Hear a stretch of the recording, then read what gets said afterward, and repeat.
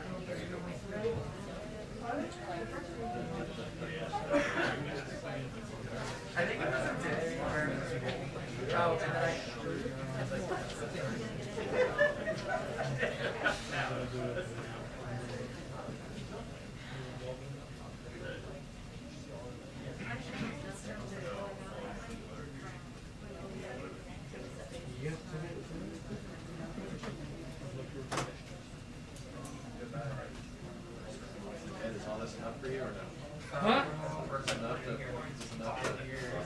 Enough to make you go. No. From AAA?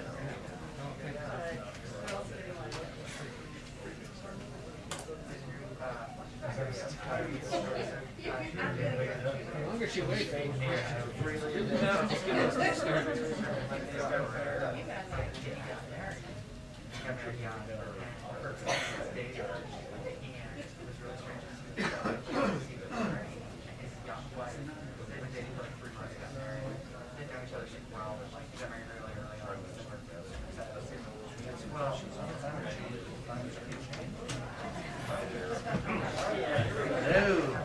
We made it.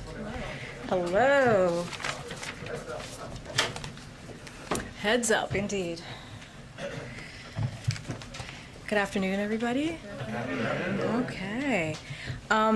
So joining us today is Deputy National Climate Advisor Ali Zaidi, where he helps implement the President's domestic climate agenda, coordinating the all-of-government approach to tackle the climate crisis, creating good-paying union jobs, and advance environmental justice. Ali was formerly at Stanford's Precourt Institute for Energy, where he taught graduate students in STEM on economic and technology policy topics related to climate change. For 8 years, Zaidi served in key roles within the Obama-Biden administration, including as the Associate Director for Natural Resources, Energy, and Science at OMB, as Deputy Director of Energy Policy for the Domestic Policy Council, and as a Senior Director for Cabinet Affairs. He is here today to discuss the Biden-Harris lead pipe and paint action plan, which was announced earlier today. I hope you all join me in welcoming him to the podium and to the briefing room. It's his first time, so all yours. He's going to take probably like 2 or 3 questions afterwards. I'll let you know who gets called on, but thank you so much, Ali. The podium is yours. Thank you, Karine, and good to be with everybody here today. President Biden and Vice President Harris believe that no child, no family, no American should have to worry about lead exposure from the water that they drink or the air that they breathe. That's why today we're announcing the Biden-Harris lead pipe and paint action plan. 10 agencies stepping forward with 15 bold actions, the nation's largest investment in infrastructure to take on and tackle this public health crisis and this staggering source of environmental injustice. Let's do some of the numbers here. Lead exposure threatens millions of Americans through their water, up to 10 million households and 400,000 schools and child care centers. Through lead paint in nearly 24 million housing units. This is where people live. And we know that these exposures are highly unsafe, especially for our kids. We're not just finding out. We've known this for over 100 years. In fact, Congress passed a law banning new lead pipes in the year I was born. And in the years since, we've let these pipes persist in our communities And the truth is they persisted the longest in low-income communities, whether rural or urban, and in communities of color. The good news is this: we know how to get after this challenge and fix this problem, and that's why President Biden and Vice President Harris have made replacing lead pipes a centerpiece of the bipartisan infrastructure law, and why today Vice President Harris stood with child health champions and labor union leaders alike to join together and issue this action plan with a new goal to make rapid progress replacing all lead pipes in this decade, working in close collaboration with our state, local, and tribal partners with a focus on communities that have been underserved and overburdened, and in a way that creates good paying jobs, jobs welding and fabricating, jobs fitting and installing these upgrades, jobs in infrastructure that can support a family. Today's action plan has 3 pillars. The first is about getting resources into the hands of communities. EPA is announcing that nearly $3 billion from the bipartisan infrastructure law will be deployed next year in 2022 to replace these pipes. And we're going to tap into the American Rescue Plan that the president passed at the beginning of his administration with its $350 billion in state, local, and tribal recovery funds. Second, the EPA is writing new regulations that will strengthen the lead and copper rule, including enhanced testing requirements. This is absolutely critical that we pair the investments with clear standards about where we need to go. And third, we're marshaling tools from across our agencies, 10 of them bringing actions to the table so that we can tackle this crisis head on. And just as an example, we've got a cabinet level partnership, a bunch of agencies coming together at the very top of the agencies focused on lead remediation in schools and child care centers. We've got the CDC working overtime to make sure we close those gaps that we have in critical health screening. Across our federal housing portfolio, HUD, USDA, the Department of Interior, we are working to eliminate lead pipes and lead paint hazards. And we've got EPA and the Department of Labor working with local communities, not only to accelerate projects, but make sure that we do them in partnership with unions. Thanks to the leadership of the President and the Vice President, we passed a big deal bipartisan infrastructure law, and that's going to help us replace all the lead pipes, and we're excited to get to work. And with that, eager to take some questions. Thank you so much, Ali. Go ahead. Ali, I'd like to ask you about the Build Back Better plan. The plan is sort of clearly at risk right now in Congress. It's certainly not, doesn't look like it's going to happen before Christmas. The climate piece is a good chunk of that. What will you guys do in your office if those provisions don't end up getting passed? And how does the president then intend to proceed with his goals of reducing emissions without it? Jeff, thanks for the question. You know, what we're talking about today, I think, reinforces the case for investing in America. Every dollar that we invest in this challenge to take on the lead pipe crisis around the country yields $3 of benefits. It's going to unlock good jobs. It's going to unlock public health benefits. It's going to help revitalize communities left out and left behind. And the Build Back Better Act does exactly that same thing, a playbook that is focused on boosting our economic resilience and taking on the climate crisis. And we're excited to be involved in conversations that help us move forward. But let me also note this. From day one in this administration, every single day, the president has been advancing critical climate action. You look at some of the actions we've taken in just the last few months, tackling super pollutants in the form of hydrocarbons, tackling methane emissions, not only here, but bringing around over 100 countries from around the world to take on the same challenge, making sure we're shifting quickly to an electric vehicle future. So we're excited to be continuing to push forward in an ambitious way, in a bold way. And I think today's announcement really brings home the point. If we invest in America, we create good paying jobs, we unlock environmental benefits all at the same time. Well, just to follow up, what are your biggest concerns about things that may be taken out of that bill if it passes at all in the climate space? You know, again, want to focus on what we're doing today because, as I noted, you know, this is action that is long overdue. I think the American people are excited to see us get to work in taking on something that's festered in communities for over 100 years. But we're leaning into every opportunity we've got. The president's been very clear when he sees the climate crisis. He sees the motivation to move with the urgency and pace that's necessary at the scale that's necessary, and he sees jobs. And we're excited to be bringing those jobs into communities, helping sustain families all around the country. Ali, thank you for being here. The president had said he wanted $45 billion to deal with lead pipes and to deal with this issue in the infrastructure bill. Obviously, he got closer to $15 billion. You guys say that's still enough to deal with it 100%. How is that the case if you only got a third of the money you were looking for? Absolutely. Thank you for raising that question. One of the things that's been remarkable, and I think this is the case on lead pipes, I think this is the case on a lot of things. You look at electric vehicles, for example, in just this last year, and it's accelerated since folks got together on the South Lawn in August. We've had the Detroit 3 invest almost $100 billion into the electric vehicle future. The strength of this president's leadership, the certainty and clarity with which he has projected the vision, I think is bringing folks to the table with resources and creativity. And one example of that creativity is the American Rescue Plan, which included $350 billion to support state and local governments. We've got folks in Milwaukee who now have $6 million from that ARP funding that's supporting job training to help replace lead pipes. We've got folks in Duluth, Minnesota, $11 million from that American Rescue Plan going towards lead remediation.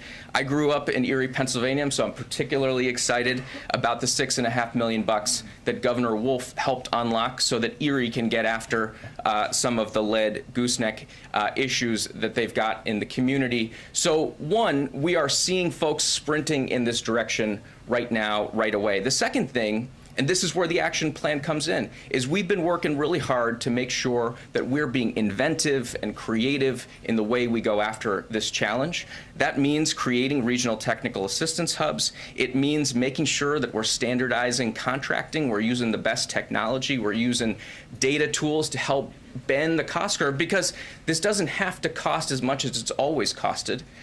We have been learning along the way, and it's time to harness those learnings to deliver the solutions that the American people are looking for. April?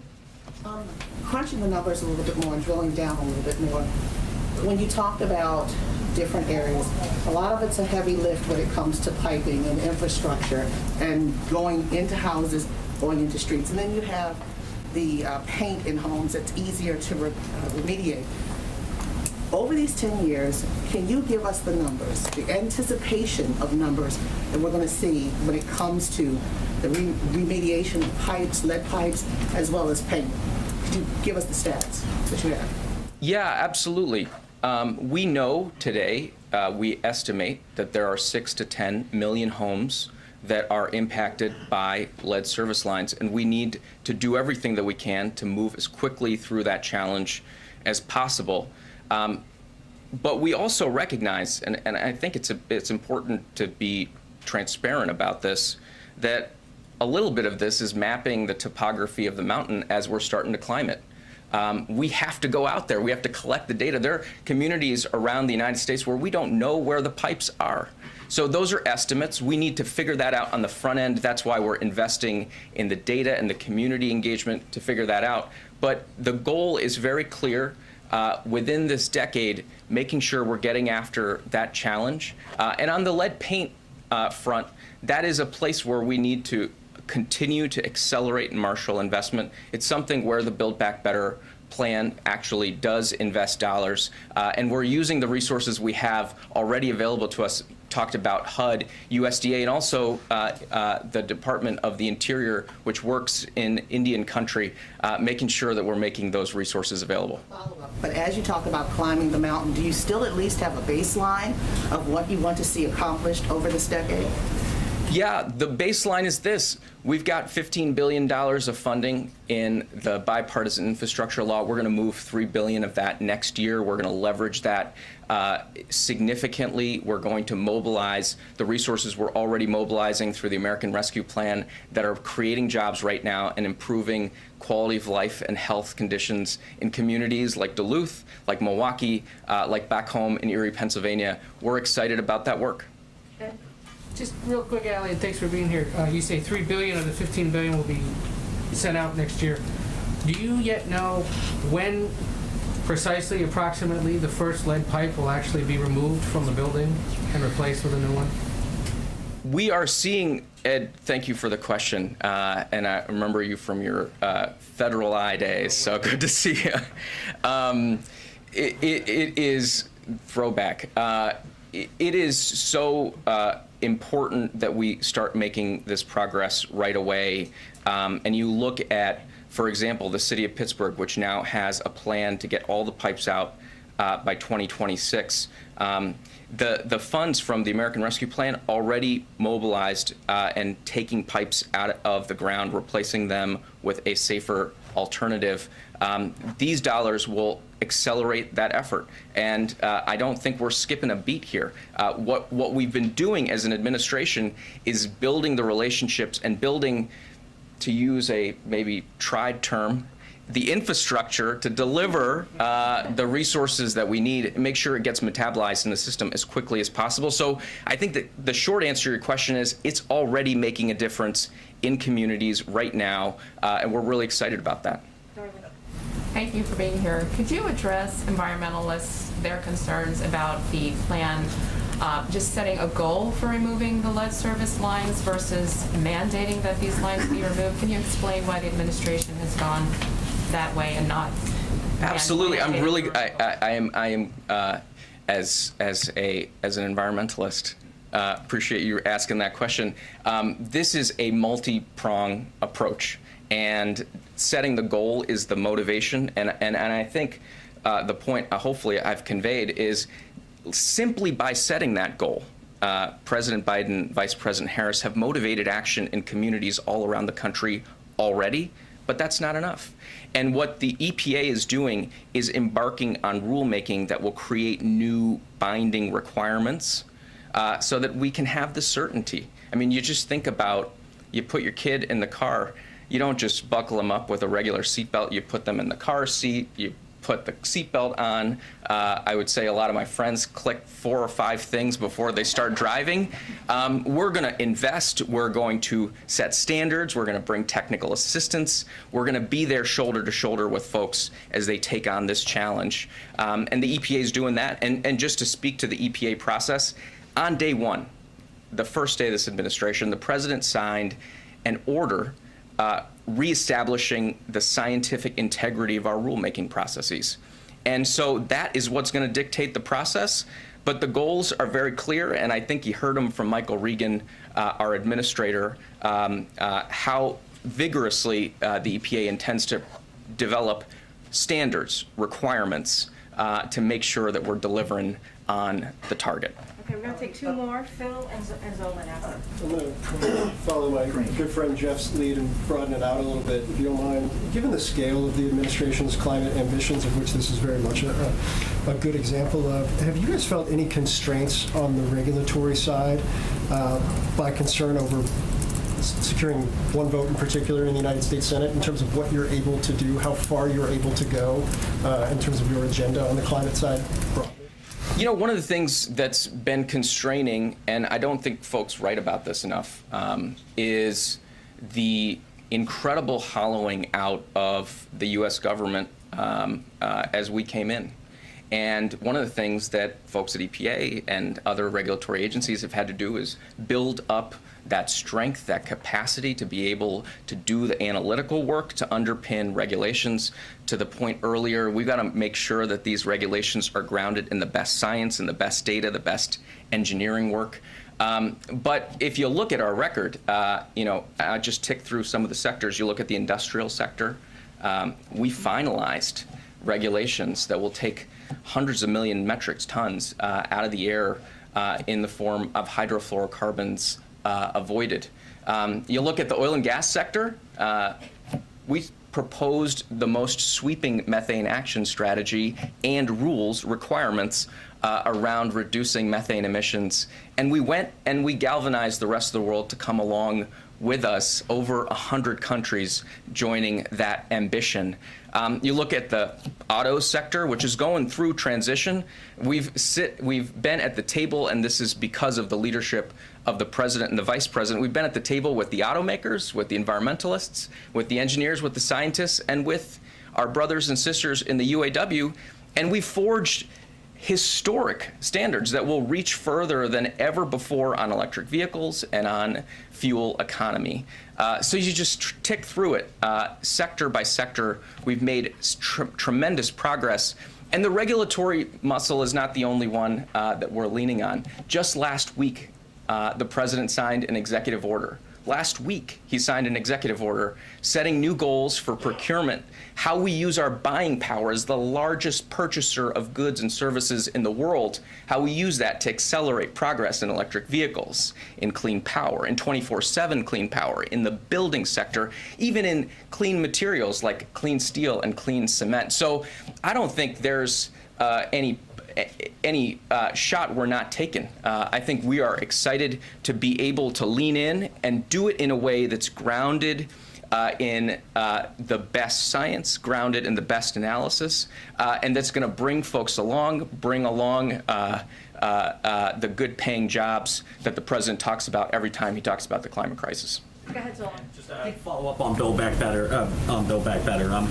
There's multiple reports that Senator Manchin is objecting to, including drilling bans off the Atlantic and Pacific coast, as well as Gulf of Mexico. How significant of a loss would that be? What is the White House doing to keep those in the bill? And just separately, a ban on drilling in ANWR is still in the package. What is the White House doing to ensure that that stays in the package? Well, let me talk a little bit about what we've been doing. This is a president that came in and right over there signed back the protections for Bears Ears, an incredibly important national monument and Grand Staircase Escalante. He halted leasing in the Arctic Refuge and in Chaco Canyon, important places to protect for posterity. He set the first ever national conservation goal. And is galvanizing folks across sectors, across states and local governments in tackling the climate crisis in a way that recognizes it's not just what we're doing to nature, it's that nature can be our partner in taking on the challenges that we face. And look, we've had incredibly productive dialogues in the context of this bill and others on how we take on the climate crisis in a way that marshals the power of nature-based solutions. And the bipartisan infrastructure law, by the way, hopefully I get to come back for the $21 billion we're going to spend to remediate the places we fouled and that can now become hubs of economic activity and hubs of climate solutions based in nature. That was in the bipartisan infrastructure law and brought together Democrats and Republicans in both chambers of the House and passed something historic. So we're excited about that work and we're moving forward. But it does seem like the drilling bans are now not in Build Back Better. So, I mean, how significant of a loss would that be? And can you still achieve your climate goals if that is left out? So I think I'm going to let Karine go into the minutia of the negotiations. But let me just say, because I think it's come up a few times, Jeff started it, so he gets tagged with it. We've got an incredible crisis that we're taking on in the form of climate change. The president set an incredibly ambitious national target, 50 to 52% emissions reductions by 2030. He did that in April. And we have done everything we can to pursue the multiple pathways that are available to us in every sector. There's no silver bullet when it comes to the climate crisis. But there is a thing as being too late. There's a thing as not being ambitious enough. And we're trying to make sure that we are as ambitious as we can be, leaning into every opportunity we've got in front of us. And I think today is a great example of recognizing the intersections of these policy areas, recognizing the opportunity that's embedded in the crises that are in front of our communities, and being, as I think a president and vice president model for all of us, happy, excited warriors chasing after the prize here, which is to be partners to the American people, and oftentimes folks who have been left behind and looked over. So we're grateful to be part of that work. Awesome. Thank you so much, Holly. Thank you. He has to go. He has to go. Thank you. Ali, there are rural people who don't believe that with the Thank you, cuts, they're gonna be Ali. able to change lead pipes in rural areas. Lean into the possibilities. Love that. Okay. Thanks for helping. Okay, I have a couple things for everybody at the top, but first I want to welcome the members of our Domestic Policy Council who are here. I'm continuing a tradition that Jen started earlier this week in welcoming some staff members here, and also the climate team. They do amazing work, and we couldn't be here without all of the policy, wonkiness that you guys do. So thank you so much and welcome. Okay, a few things at the top. I think there's a chart. We know we love charts here. Today we received further evidence that our jobs recovery is one of the strongest ever. The average number of Americans filing for unemployment over the last 4 weeks is now at its lowest level since 1959. As you see, 69, pardon me, 69, giving ourselves 10 extra years, but I meant 69 here. We've added nearly 6 million jobs this year, the most any first-year president in history, and the number of people receiving unemployment benefits has dropped from 18 million to 2 million since President Biden took office. Thanks to the American Rescue Plan and our successful vaccination program, Americans are back at work at a record-setting pace. And families have more money in their pockets. Americans on average have about $100 more in their pockets each month than they did last year after accounting for inflation. But even as we built an historic jobs and economic recovery, we have dealt with rising prices and supply chain challenges because of the pandemic, along with every other developed economy. Fighting that inflation and lowering costs for the middle class is the president's top priority. While other countries face similar challenges, America, uniquely in the world, is racing ahead with more jobs, more growth, more new small businesses, applications, and more opportunities, allowing us to tackle rising prices from a strength of position. President Biden has taken strong progressive measures to combat these actions with a port action plan, the largest release from our Strategic Petroleum Reserve ever, and actions to combat anti-competitive price gouging, including the industries that affect food prices. And today, the administration builds upon the president's port action plan and recent investments in our nation's marine highway system with new actions to strengthen America's trucking workforce, another critical link in our supply chain. So over 70% of American goods are shipped by truck, and in most communities, trucks are the only form of delivery. The truck action plan will cut red tape, make it easier for people to get commercial licenses, expanding trucking apprenticeship, and launch outreach efforts to recruit new drivers, including by reaching out to veterans who already have the skills and experience to fill these jobs. This is the largest action the administration is taking to address supply chain blockages with the goal of reducing prices. So this is a big day for the administration. Lead pipes and taking on the supply chain with the trucking, our truck announcement. Yesterday, the Department of Education released new data showing that 99% of students are enrolled in full-time in-person learning this school year. The data shows that not only did schools open their doors to offer full-time in-person learning this year, but that nearly all students and parents actually chose to come back as well. This is very good news and in alignment with one of the president's top priorities. It's why he pushed so hard to pass the American Rescue Plan, which is giving schools funding to continue implementing mitigation measures, as well as help get students back on track. This week, Secretary Cardona also visited Baton Rouge and highlighted how American Rescue Plan funds can be used for tutoring, hiring additional educators, and putting in place other supports to help students recover and accelerate their learning. And last but not least, today, Deputy National Security Advisor for Cyber Ann Neuberger and National Cyber Director Chris Inglis put out a letter to directly communicate with CEOs and business leaders around the country about the specific steps they can initiate now to reduce the risk for their organizations during this time of heightened risk and into the new year. Some examples of these steps include changing passwords and mandate multi-factor authentication, backing up your data, and ensuring you have an incident response plan in place. There is not a specific threat we are tracking, but historically, we have seen breaches around national holidays because criminals know that security operations centers are often short-staffed, delaying the discovery of intrusions. And with that, I give it to you. Go ahead. Thanks, Karine. Is there any comment on the release of the U.S. missionaries who were held in Haiti? Was the U.S. government involved in getting them sprung? So we welcome reports that they are free and getting the care that they need after their ordeal, clearly. We are thankful for the FBI, the State Department, and Haitian law enforcement officials who have been working tirelessly to get these missionaries safely home. As Jake Sullivan said when this ordeal began, the president received daily updates on this issue.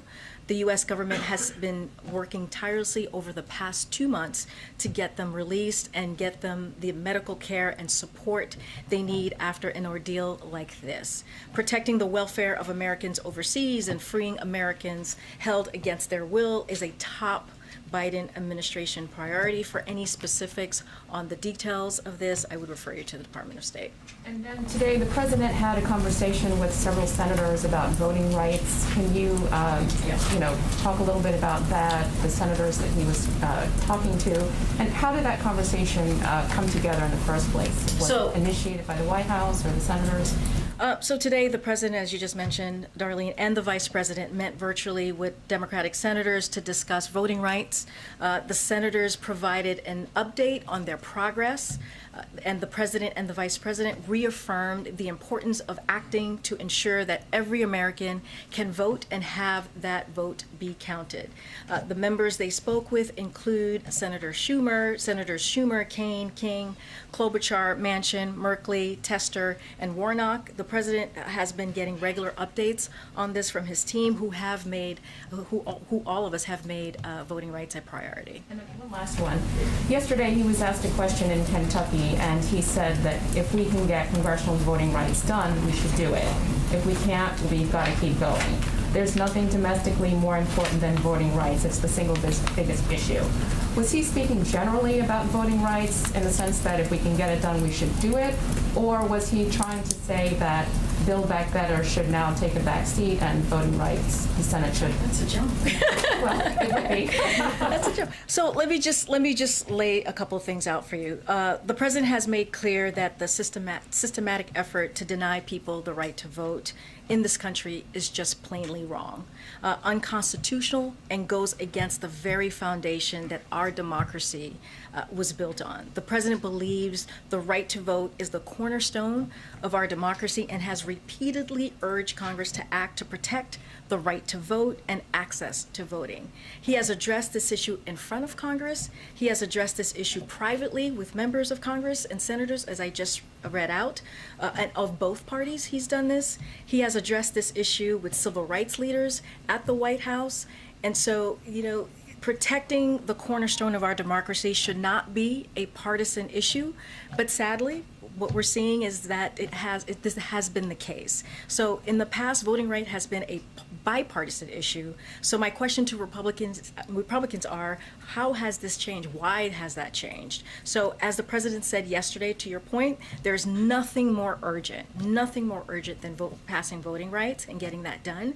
Anyone who knows this president has followed his career on voting rights and knows belief is core to who he is, and will continue to work with Congress to get this done, and he's going to continue to focus on it, and so will his team. Follow on that. Thank you.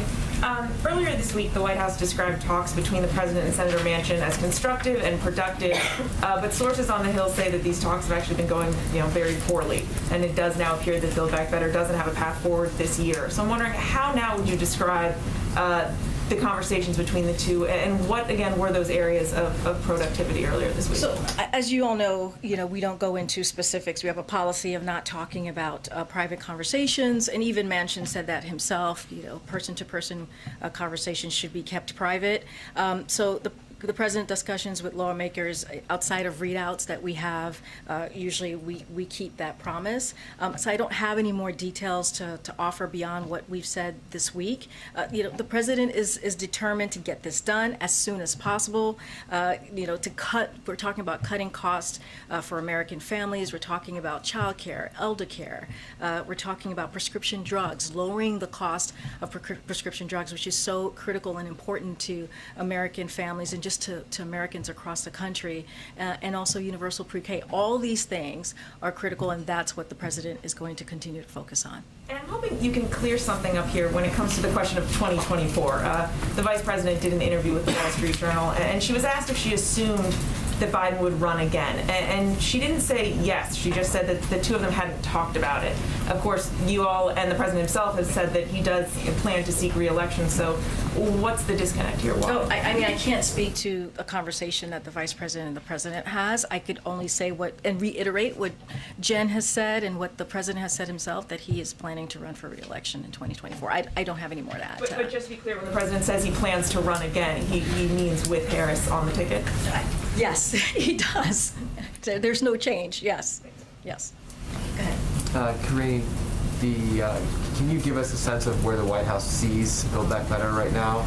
Do you expect to get any more progress before the end of this year, or is it likely now, from your perspective as well, to be done in 2022? As you know, we love process questions here. Let's see. Glad to provide. So, look, there are a number of conversations happening behind the scenes, and I'm just not going to get. I'm not in a position to give you an update or to get ahead of what the process is going to be here today. What I can reiterate how important getting Build Back Better done. This is a priority for the president to lower cost again for Americans, as I just listed out: child care, elder care, prescription drugs, universal pre-K. All of these things are highly critical to American families, and that's what they want us to see us do, is to deliver, and that's going to be our focus. And then one more on COVID.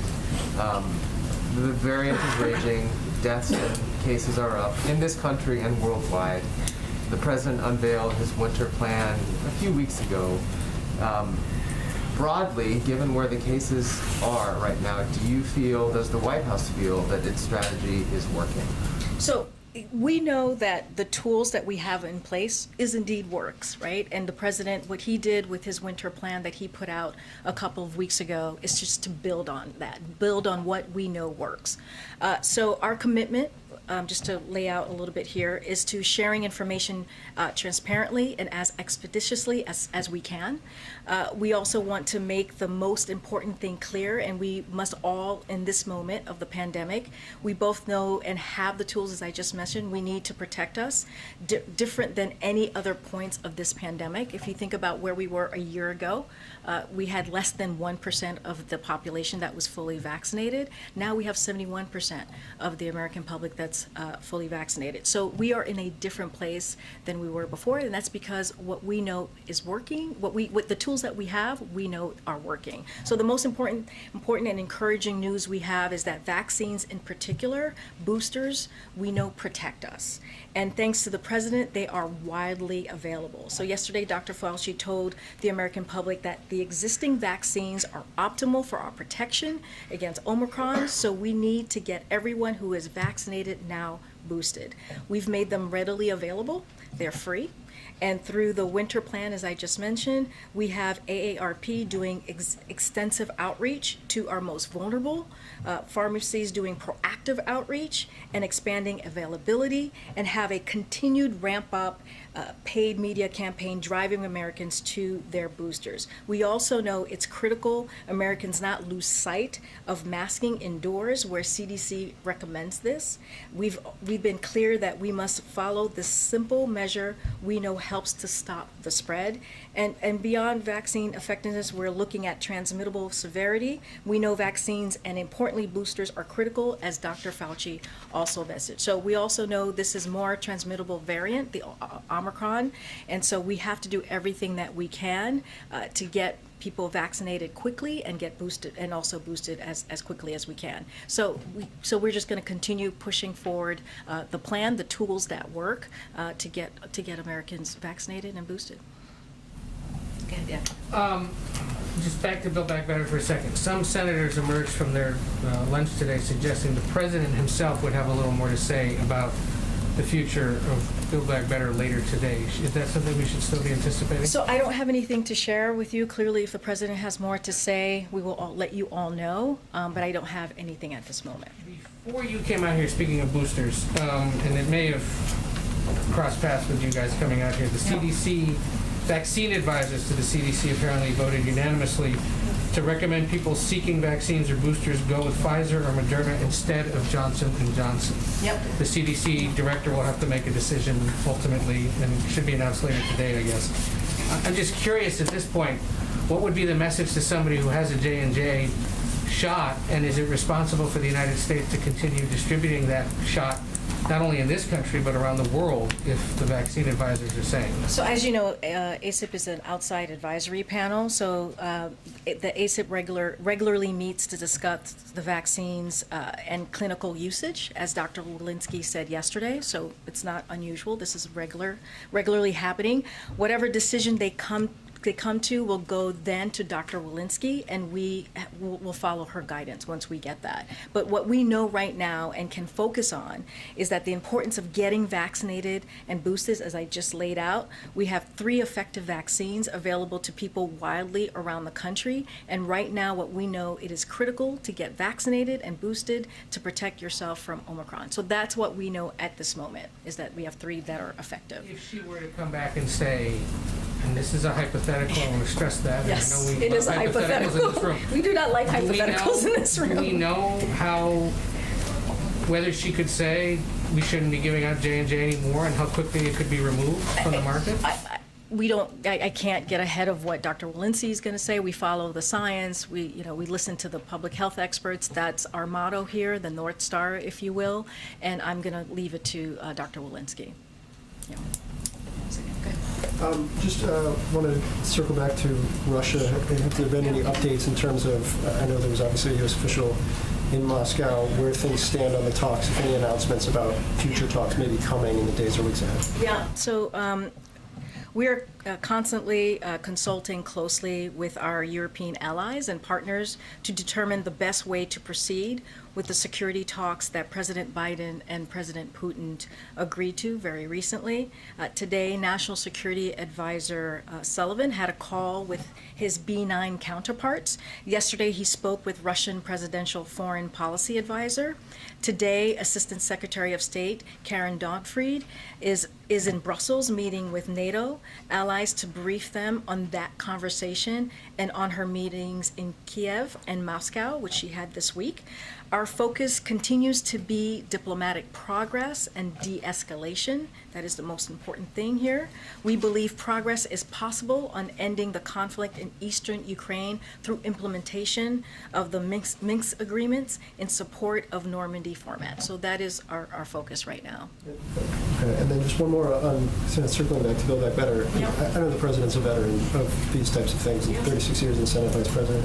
Does he view this as just kind of a step in the process? Is it a setback? What's kind of his perspective on where things stand right now in these talks? Yeah, so I just to step back for a second and look at the big picture. what we've been dealing with here.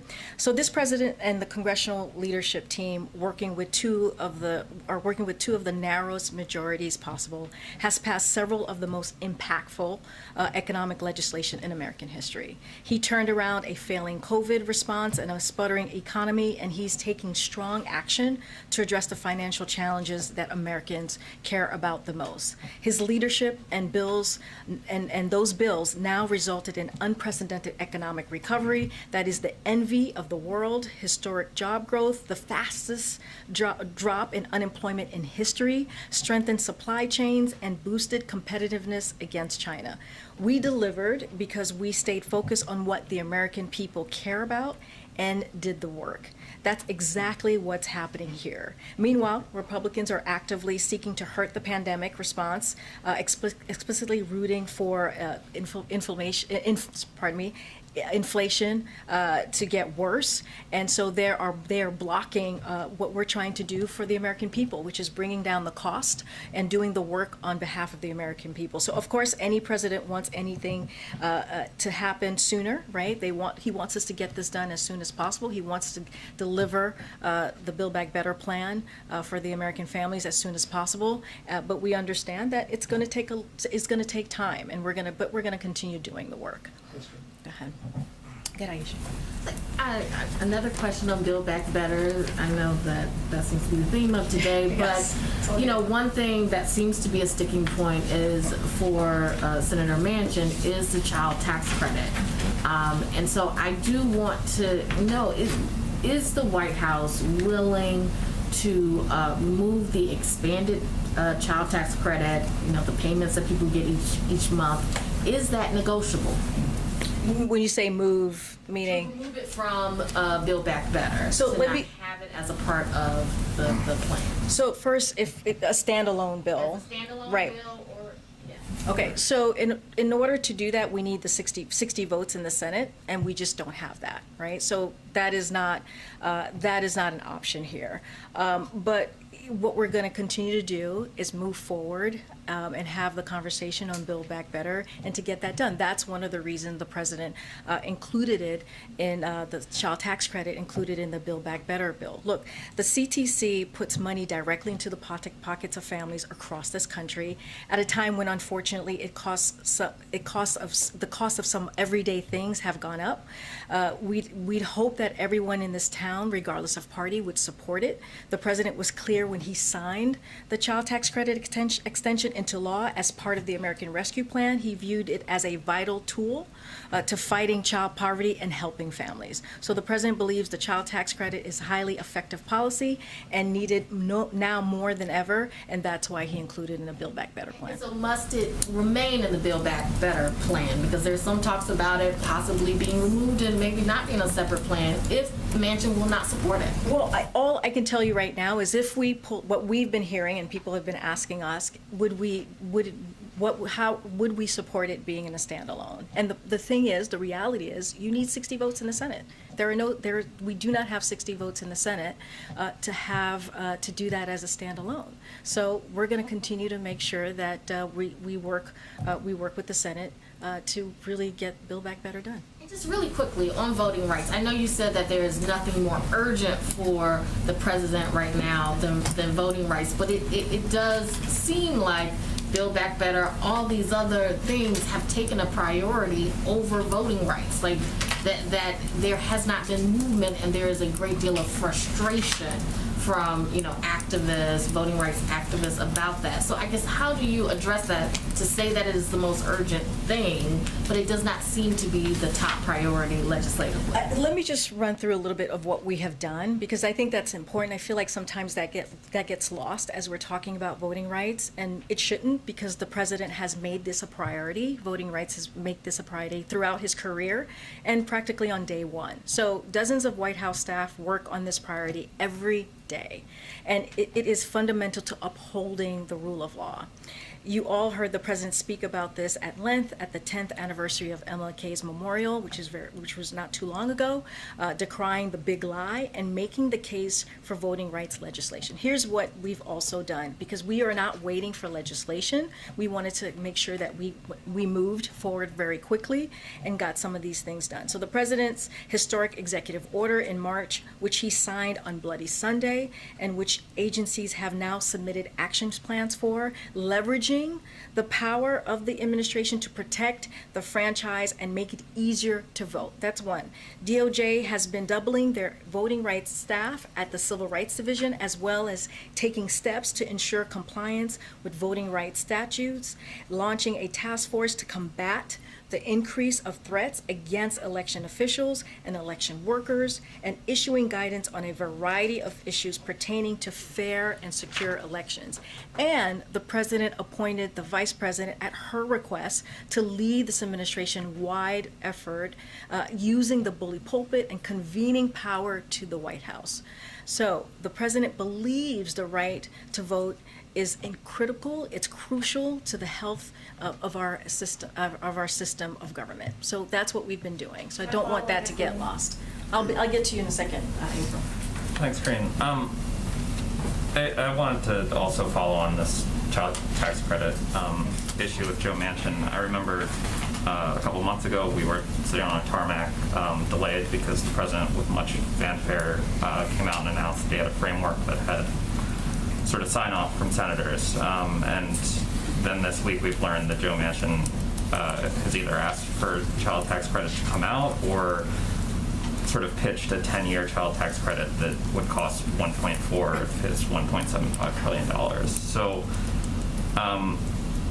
based on that, has Joe Manchin sort of reneged on a commitment that he made to the president when you guys made that announcement, or did you not actually have the announcement in hand before we did the Look, Justin, as I said, I'm not going to get into private conversations.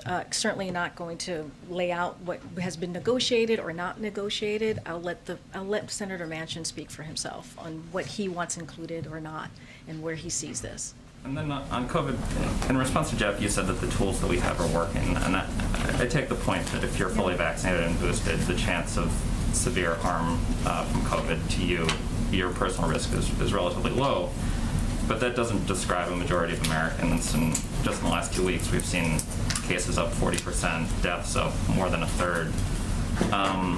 And so I'm wondering, in light of that, are you guys still categorically ruling out the possibility that we might see lockdowns this winter, especially considering how boosters have not kind of had the uptick that we would need to see here?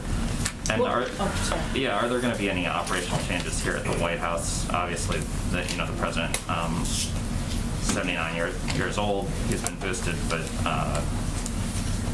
the virus is swirling in a way that we haven't seen probably in a year. Look, as it relates to shutdowns, which is what I was trying to convey to Jeff as he asked me this question. Look, we've been very clear. Dr. Fauci has been very clear. Our public health experts have been very clear. We know what works, and we're going to continue to do what works, which is making sure that we do everything we can to get folks vaccinated. We're at 71% of people being fully vaccinated. That's a huge difference to where we were a year ago. As I just stated, a year ago we were at less than 1%. We're at 83%, more than 83% of people who have at least one shot. So we're doing the work to get us there. With boosters, about more than 50 million people have gotten that booster shot. And the president laid out his winter plan about 2 weeks ago to really talk about those the 12 tools, additional tools to build on what's working, to make sure that we offer it, the American public feels like they have that access and feel comfortable in getting that booster shot. So it's important. We got to make sure that we take care of our seniors, our most vulnerable. So that is what we know. We listen to the science. As I said, that is the North Star for us. We listen to health officials, and so we're going to continue doing what we know works and continue to talk to the American public about that.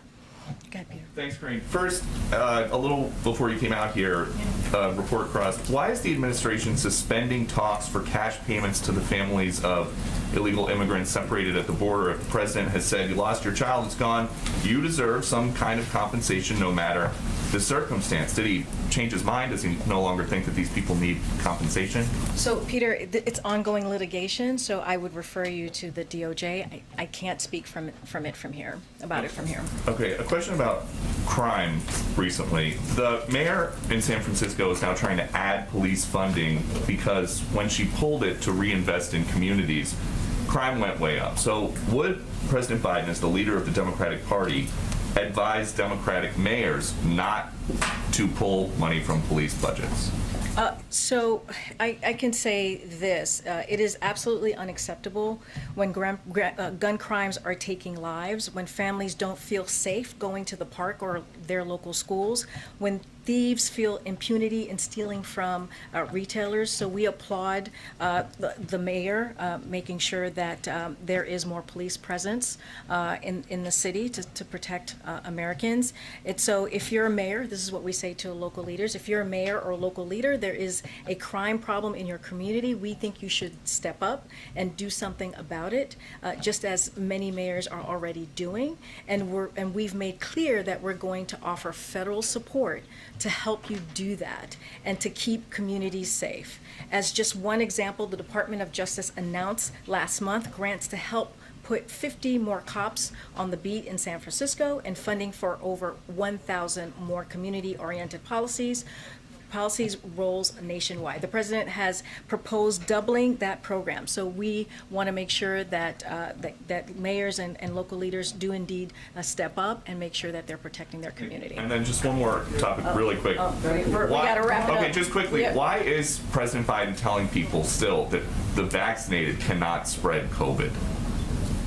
Can you say more? Yeah, in a local interview on Tuesday, he said, how about making sure you're vaccinated so you do not spread the disease to anybody else? The CDC says people who get vaccine breakthrough infections can be contagious. Well, I'll say this. I didn't hear this interview, so I would have to see it in its full context. What I know and what the president believes is that we have to listen to the science, we have to listen to our public health officials, and that's what the president believes. Thank you. Oh, in South Carolina? Yes.